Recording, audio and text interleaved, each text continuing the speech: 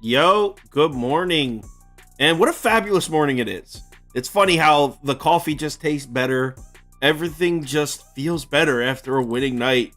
That was a good one. A real good Wednesday. That Washington Nationals first five was awesome. I had to run a couple errands and I ran out and the Nats were down. Then I checked my phone when they're out. They came back, took the lead before the end of 5 innings. That's so awesome. All right, here's Prop Beaver. Let's see. Test the mic, bro. Now I can. His mic wasn't working before. Looks like it is now. So let's get him back in. There we go. Your face is super low on the screen. There we go. All right. So, only 7 games today. Today kind of sucks, actually. But I think there is 4 bets we like with a possible 5th. So, let's start. Brewers at Blue Jays, and just like I said on YouTube last night, I'm on the Brew Crew. I actually like the money line as well as the run line. I'm going back to them. They paid me out nice last night. Brewers plus 1.5. Brewers money line. So yeah, Toronto's bats have basically never seen Freddie Peralta before. It's something I didn't mention on YouTube last night, or I might have. I forget. Lifetime, the entire Toronto Blue Jays lineup is a combined 0 of 7 off Freddie. So no member of the Blue Jays lineup has ever even gotten a hit off Freddie. I know Peralta's coming off the worst start, arguably, of his career, but you could kind of spin that into a positive. He's bound to bounce back. Depends on how you personally like to look at things like that. I still believe in Freddie Peralta, even though this isn't his year so far. He was so dominant. I believe, was it the beginning of last year? That might have been 2 years ago, where he was one of the best, most reliable starting pitchers in baseball. So I really like Freddie to deal. And also, Toronto's bats are just, look at this. So if you look at their numbers over the last 2 weeks, it's like, okay, they're hitting righties. But if you actually break it down and look at this. Here are the runs the Blue Jays have scored in their last 12 games. 4, 3, 3, 2, 2, 5, 3, 4, 20. 20 against the Rays outfielders. 3, 3, 3, 7, 3, 7, 2. So they had 3 games where they exploded and skewed the numbers completely. The other games are all low scoring. I don't really trust these bats at all right now. And someone accused me in the comments yesterday of being a Blue Jays hater.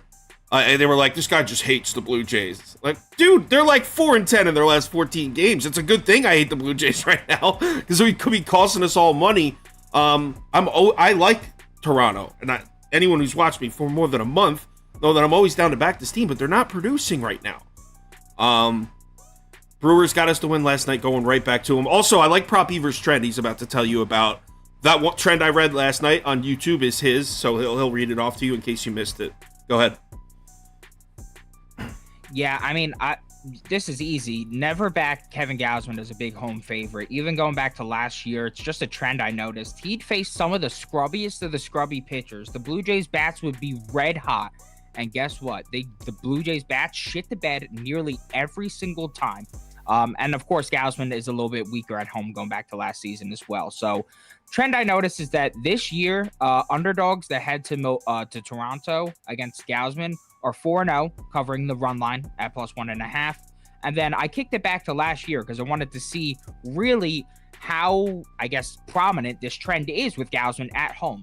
Going back to last year, opponents are 17-2 to the run line as a dog against Kevin Gausman at Toronto. Just no way I pass this trend up. It just every single time never seems to fail. So I'm just going to back it here again. Sounds good. Let's move on to the next one. Padres at Marlins. Ooh, hold on. For some reason, we're super low on the screen here. Let's get it back. There we go. So last night I said I was definitely on an under. We kind of got priced out a bit, and I'm still putting it on the screen. So, because I would still play it. First 5 under. It's at 4 now instead of 4.5. So I don't like it as much. But I also like the Marlins. My favorite angle is I really like both starting pitchers to pitch well in this game. But I feel like everybody kind of expects Joe Musgrove to pitch well. I don't think as many of the people, as much of the public is expecting Luzardo to pitch well.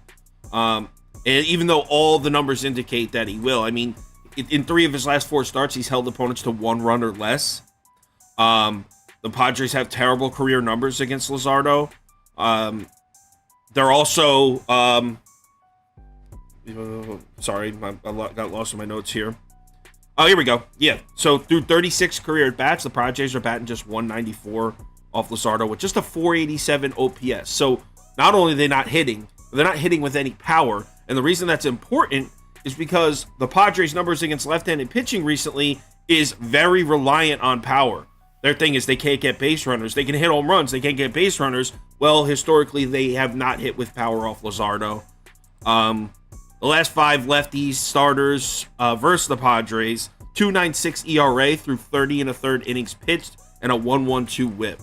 So if you really look at the numbers as a whole recently, the Padres aren't hitting lefties. Sure, you can find a home run here and there, but they're not producing consistently against lefties. So I think this is a low-scoring game, and I think the Marlins, I like Luzardo slightly better than I like Musgrove. Musgrove really hasn't been good this year. Now, as I said last night, he's pitched a gauntlet of a schedule. I'm sure his ERA, his numbers are going to come, they're going to improve without a doubt. But I like Luzardo in this spot slightly better. So I'm thinking like 2-1 Marlins after 5 innings, final score 3-2 Marlins.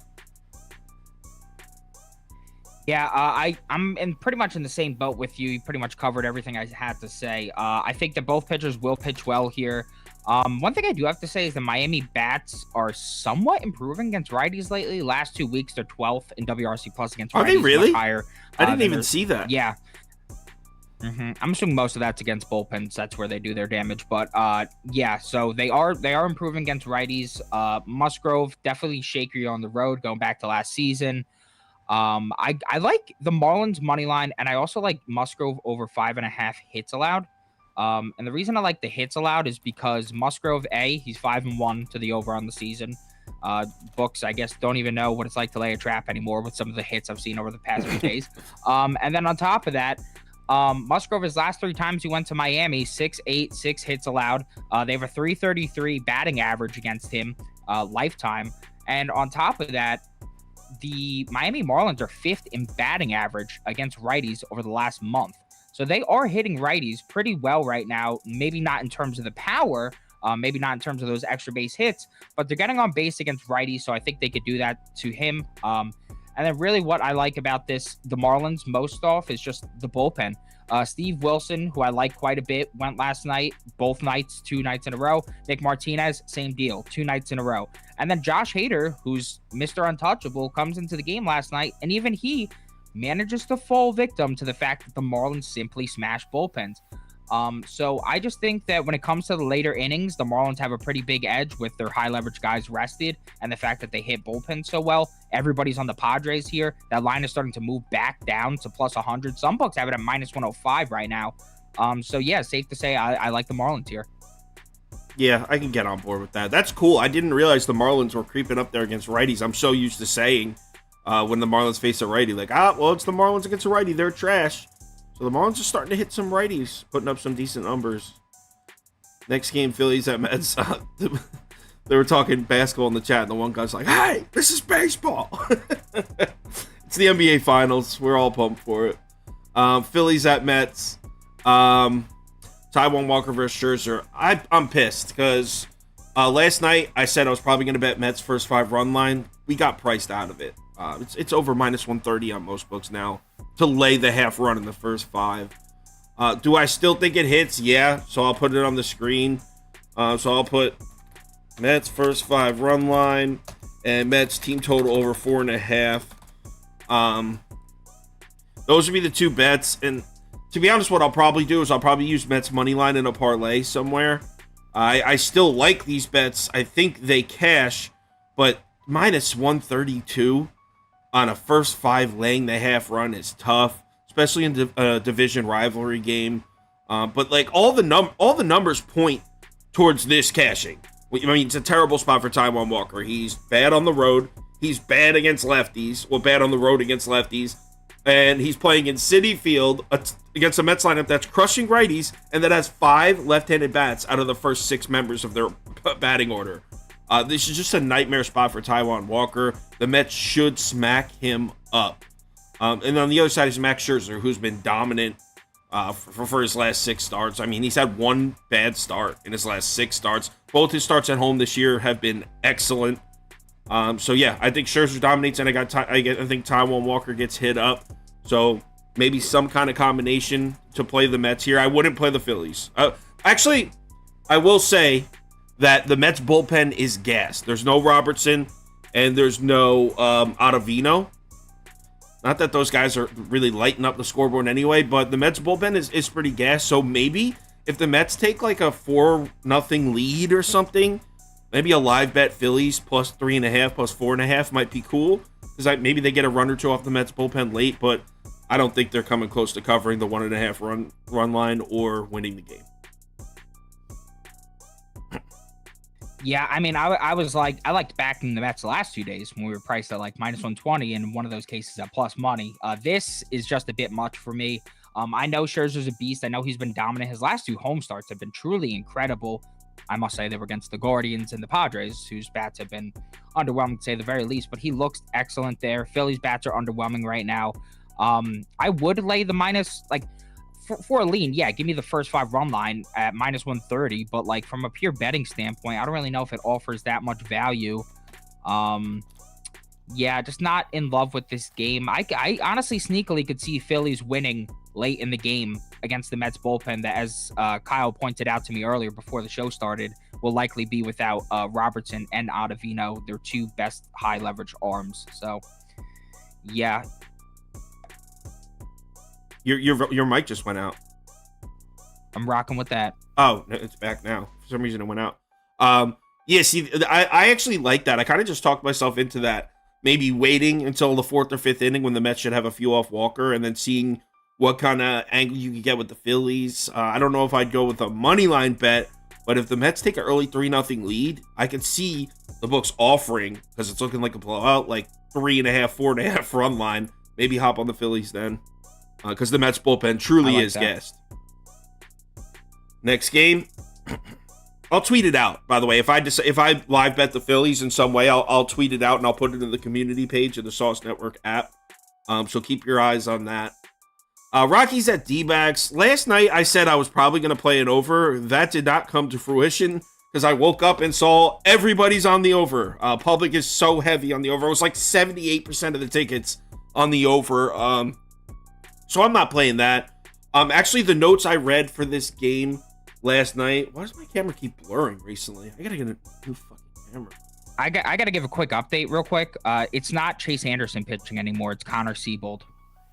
Oh my god. That's why everybody's on the over, because a pile of trash is on the mound. Oh shit. I was about to say Rockies are pass, but now it's most definitely a pass. I think I may look at an Arizona team total over either through the first 5 or full game. I really do not like Connor Siebold. When did they announce that? Because I was looking like an hour ago and I didn't see that, unless I just missed it. Yeah, I was just on DraftKings and I looked and I was like, oh, holy shit, it's not Chase Anderson, it's Connor Siebold. It is and then I went to Siebold. action and it was also Connor Siebold. Yeah, it is Siebold. One thing I do gotta say that sucks is that the D-backs first 5 team total over is at 2.5 on DraftKings, and it's juiced to minus 130. It was like minus 125. I could get there. I don't know. We'll see if I wind up actually playing that. What about you're saying Arizona team total over? What about now that there's the line's increasing, obviously moving towards Arizona? What about a Colorado team total over? I'm opening it up now. See what they're at. 3.5. Oh, it's juiced heavy. You got to play to get any value. You got to play 4.5. But yeah, against Davies, I don't know. Against the Fade Lord Zach Davies, I don't know. You know what? Let's not waste any time talking about this game. This sucks. I think I've passed on every single game in this series. This is a 4-game series too, right? This is Monday, Tuesday, Wednesday, Thursday. I think I passed 3 times in a row. I'm passing a 4th time. Well, I just like the idea of the Rockies avoiding the sweep, but I mean, I don't know. You put Connor Siebold on the mound, and it's pretty clear you're not trying to avoid the sweep. I'm putting Arizona team total or pass for you, because I feel like that accurately reflects how you feel. All right, next game. Reds at Red Sox. Come on. You all know what we're doing. We're going back to the big red machine. Obviously, it's super public. They continue to win. How many games is it? Hold on. Let me open it up and look so I don't misspeak. But I think it's 7-2 in their last 9. All right. Yes, the Cincinnati Reds are 7-2 in their last 9, including 5 wins in a row. Obviously, it's going to look like the public play, even though the public is still leaning Boston for some reason. People just haven't gotten the memo that the Reds are smacking the baseball. And this is one of the, you know what? I kind of feel like we got to, you know how like when it comes to betting, especially baseball and basketball, you always try to get on the trends when they start, right? You don't want to be the one that jumps on the trend when it's already in, because you'll jump on right when it ends. I feel like Reds, and we got on early because we hit the Reds a lot recently. And I think the Brewers are about to go on a run, and I think we're hopping on that on the right time as well. But yeah, they've cashed so many plus money tickets for me recently. Why would I bail on them? Hell no. Obviously, the line doesn't look great against Chris Sale, who's been dominant. But of course not. They've won 5 games in a row. By the way, the Red Sox, 2-7 in their last 9. So it's not like, oh, the big mighty Red Sox. No, they've been getting smacked too. I don't care that Boston's avoiding the sweep. Maybe it loses, but even if it does, we had a great run. I'm riding this train till it crashes. Give me the Reds. Yeah, I mean, my favorite bet for this game would be Hunter Green over 6.5 Ks. I'm going to force myself to play it because I keep sitting out these sus lines and they just keep cashing against Boston. I have no clue what the hell the books are doing here. But the last 1, 2, 3, 4, 5, 6, 7, 8, 9, last 9 of 10 righties. Actually, make that 11 of 10. Make that 11 of 12. The last 11 of 12 righties to face Boston have now cashed their K-prop over. And what I like here specifically is I know that Boston's pretty good against fastballs. I was looking at their StatCast numbers against them. But one thing I will say is I watched that Merrill Kelly start, and his total was at 4.5. He had 10 Ks in that game. The Red Sox were just staring at these fastballs. You can't stare at a Hunter Green fastball or you're going to be whiffing quite a bit. And Hunter Green's on demon time right now, 8, 10, and 11 Ks in his last 3 games. Colorado isn't even striking out at home. They're one of the best teams in the league in K percentage against righties. He heads into there, strikes out 8 of those guys. And personally, right now, I just like the spot for him. On the road against lefties, he's rocking a 43K percentage. 43%. That is insane. Boston's going to be rolling out 6 lefties today. And I would say about 5 of those guys are in the upper echelon of K percentage. So definitely leaning towards that here. I hate betting this because, like, the guy's hit his last 5 or 6 games. It's at plus money. Just like, wow. I don't know. I remember when the books used to treat us sharps. Not anymore. Not anymore. They're getting more data. It'll get there. Yeah, I remember when we were back in the Red Sox bats versus whoever went over. That was very fortunate for us. They were crushing everything, and that's honestly what baseball is all about. Is just trying. Every team's doing this. Every single team is doing this all season. Just got to do your best to try to get in on the way up and get out on the way down. Yeah, so right now, the Reds are peaking. It's a matter of when they're going to start coming down. But they've been very good to us, so I'm sticking with them.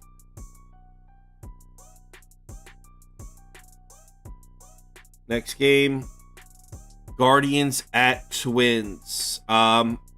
So I'm going Cleveland first 5 money line, just like I said last night. Have not changed on this one. I really want to play them on the full game too, because I think they win, but the bullpen concerns, they are gas. So this is mainly a bet on Tanner Bybee, and I see the Twins bats are so unpredictable. So rather than try to decipher what they're going to do, why don't we focus on a constant, something that we can get a feel for, and that's Tanner Bybee. What this kid's doing in his rookie year at 24 years old is insane. He's made 6 career MLB starts, thrown 34 and a third innings pitched, just a 107 whip on the season. This kid's dealing.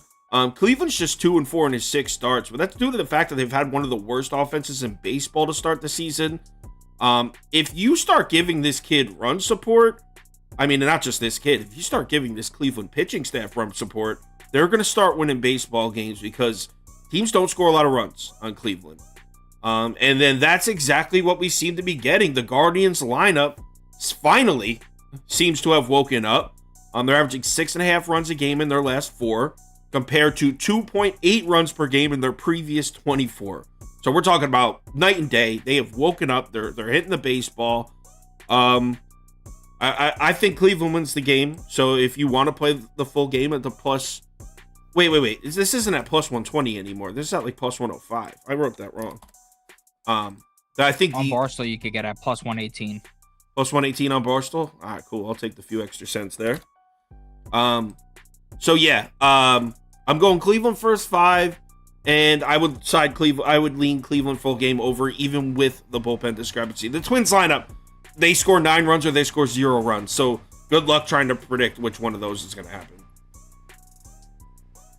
Yeah, I'm also very much on Cleveland through the first 5 here. I also like the Cleveland team total over 3.5 minus 110. You could get that on FanDuel. Main reason so is just like I like that too. I like that too. Yeah, I'm just not impressed with Pablo Lopez at home lately. Last 4 home starts, he faced the Nats, Jays, Royals, and Padres. All 4 of those teams definitively headed into that start cold as hell. Could not hit a righty for shit. And 3 of those teams absolutely lit him up. In those 4 starts, Lopez posted a 6.55 ERA, a 3.85 WOBA, 1.6 home runs allowed per 9. I mean, these numbers are really, really not good. And then in those games, I was looking. So his opponent scored 9, 6, and 10 runs. The Cleveland bats are heating up right now, fellas. I think that we're getting them at a bit of a value. It's not like I'm asking for 5 runs here. I'm asking for 3, and I'm asking for 4. I was gonna say you're asking for 4. Yeah, I'm asking for 4 runs from you, Cleveland. I don't think it's a lot. Lopez doesn't have the best history against this lineup either. 32 at bats against them, 312 OBA, 905 OPS. I just think that right now in their current state, we're getting them at a value. It's not like I have to lay juice. So at minus 110, I think there's way too much value to pass up there. It's not like I trust the Twins bullpen exactly either. Also, like I know it's a division rivalry, but I somewhat see this as a flat spot. You just went into Houston playing a very, very good baseball team. I believe they won the series, and now they're coming home to face the Guardians. I know it's a division rival, but a lot of emotional highs in that Houston series. I could see them coming out a bit flat here. And those guards winning. So backing them 2 ways here. I like that team total over. I don't know why I didn't think to look at that. I would have said that on YouTube last night if I thought of it. I don't know why. Because I said my exact words on YouTube where I'm backing Cleveland here because I trust the offense.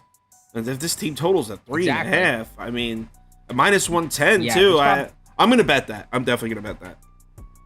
Yeah, that's going to be a Twitter play for me today. For sure. A Twitter play? Yeah, I mean, those have been doing real fucking well. You've been getting I'm going to have to bust out the... I know. I'm going to have to pull out the drunk slut hat soon. It's getting ridiculous. Yeah, props that you always post your losses on Twitter, though, because on YouTube, you'll find a lot of people full of shit, but I feel like on Twitter, it takes it to the next level. Like, it's just insane if you think about sports, and sorry to get sidetracked for a second. On average, 97.9% of people who bet on sports finish the year down.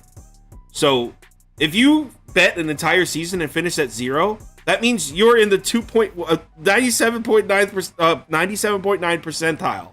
You're better than 97.9%. But if you scroll through gambling Twitter, everybody's up. Despite 97.9% of them are down, everybody's up on gambling Twitter. It's a fucking circus.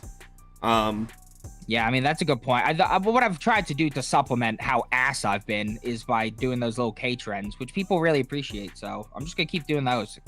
Yeah, I had a comment coming in the live chat. They were asking about NBA. And they were like, you finished the season, you're down 14 units? And I was like, yeah. They're like, oh, that's terrible.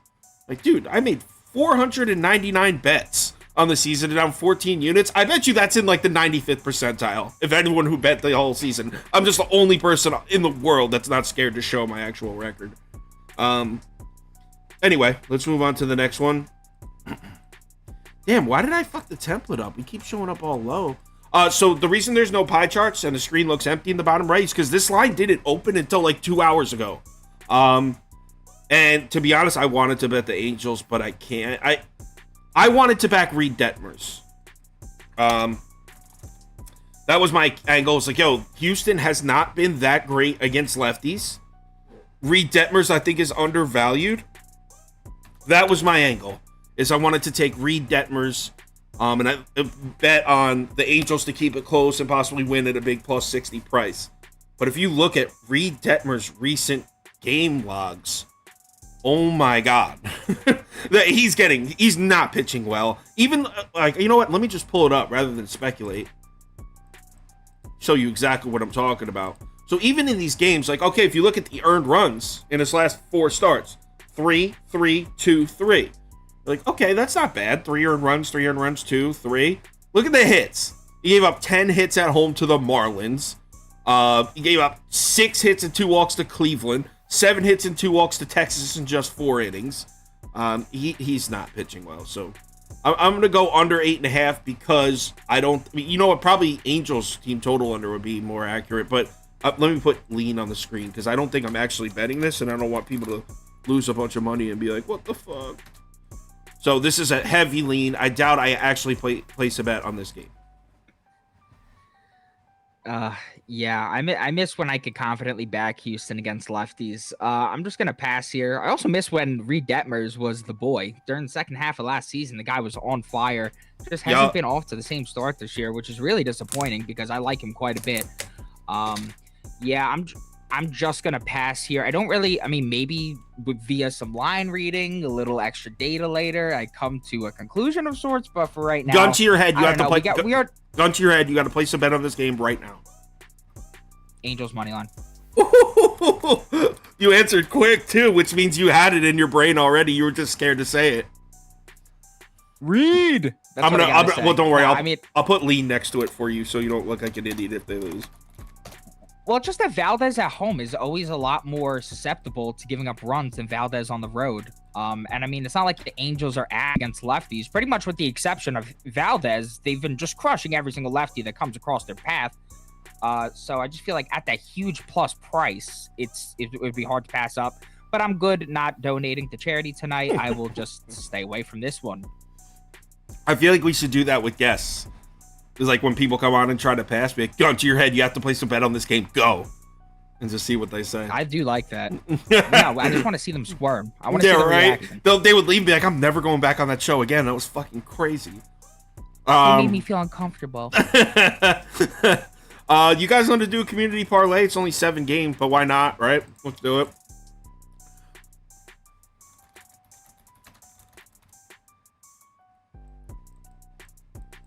I really like how that fish money and action is looking. Me too. 9%. I don't know why everyone's betting the Padres. I don't know why everyone's betting the Padres.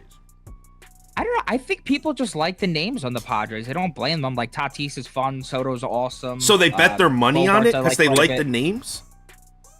Dude, people are way more emotional than you'd ever expect in terms of gambling. I mean, I used to fall victim to it bad in the past. Oh, I hate this guy. Fuck him. Fading him. And then he just goes out and deals. So, all right, let's get some legs in the comments.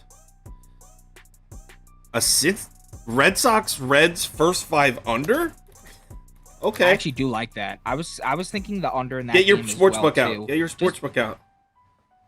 Scherzer over 6.5 strikeouts. This is going to be a crazy one.